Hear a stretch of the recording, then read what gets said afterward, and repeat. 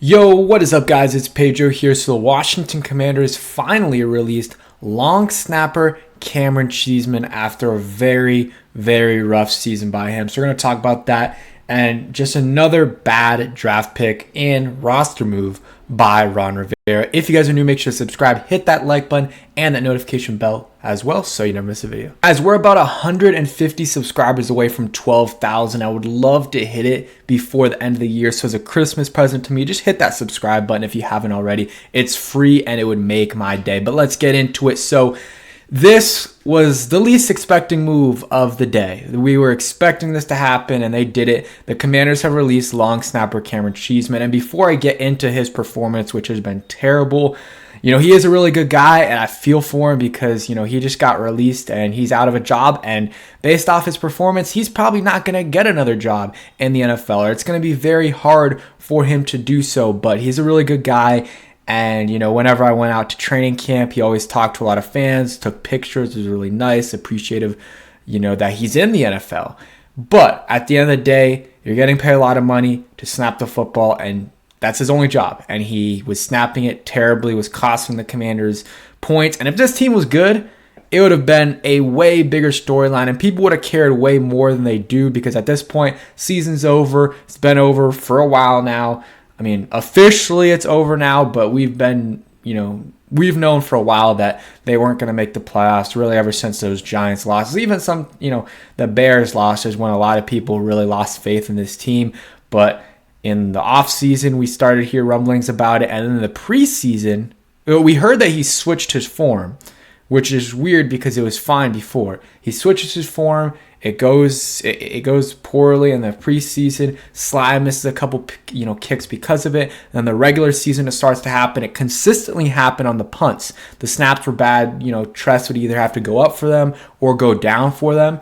And it just wasn't great. And then the kicks as well. And yesterday you got Tressway, who's our longest tenured player. You got him hurt. He came back. He was fine. But it just sucks that you had to do that happened. And of course, this has been an issue for a while. It wasn't fixed, and Rivera decides to do nothing. He tries out long snappers.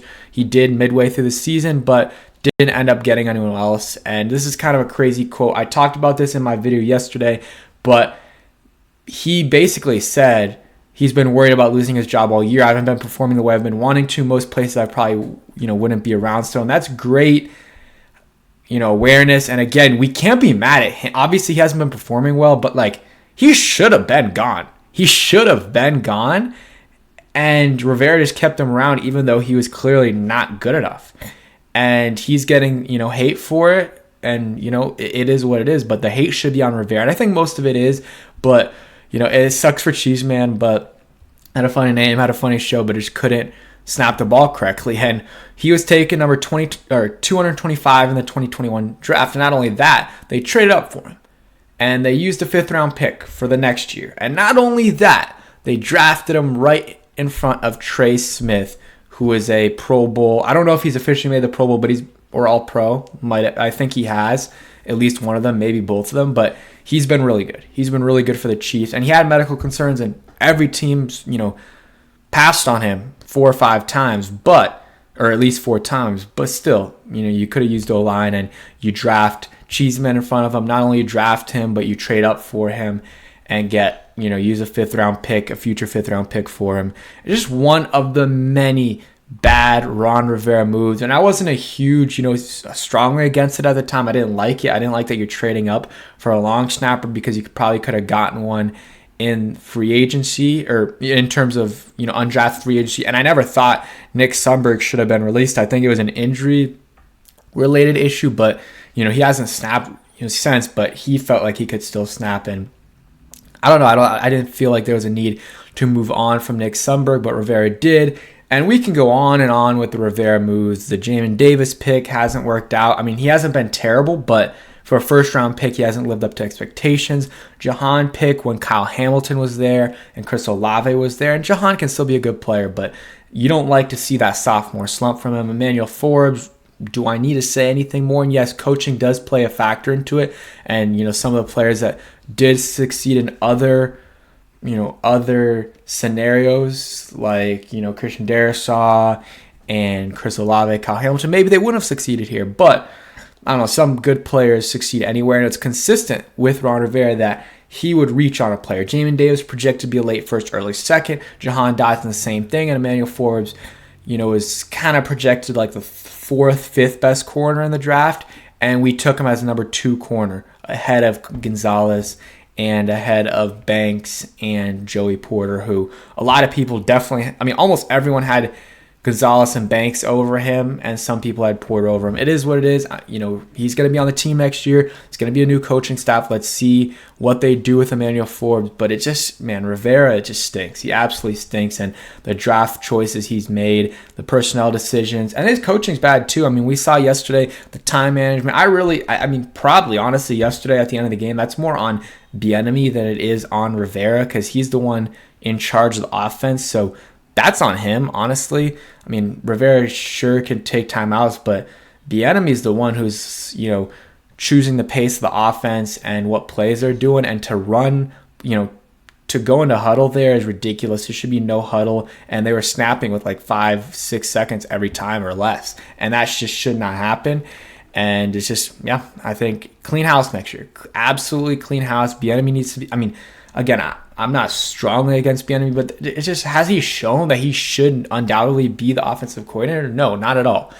I think that you bring in your general manager / president. I don't know what they're going to do, if they're going to hire a president and a general manager, or a general manager that's also the president, or just not hire a president and keep Jason Wright as the president of the business side of things.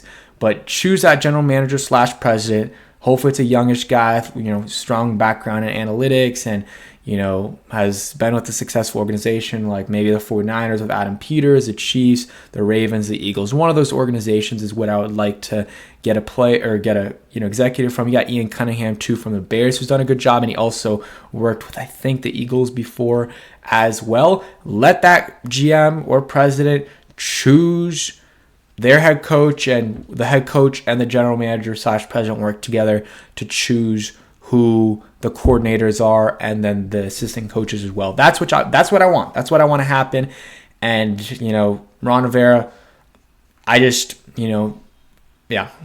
gone. He needs to be gone. And I'm not going to be like, I'm thankful for what Ron Rivera did here. No, because he did absolutely terrible here. The situation we're in is not much better than it was when he got here. Arguably worse, because a lot of the players that are our best players were from the previous regime. So, it is what it is. The culture doesn't seem to be a lot better. And if it is, it is better, but that's because Dan Snyder and Bruce Allen are gone. It's not because Ron Rivera came in and cleaned the culture. It's just because the guys that were responsible for that terrible culture are finally gone. So I know he had to go through a lot, and he was in a difficult situation, but he definitely was a big part of the issue. And the drafts, trying to be cute with it and drafting guys that were supposed to go way later, that's on him and this front office that he brought in. He brought our GM was the general manager for an 0-16 team.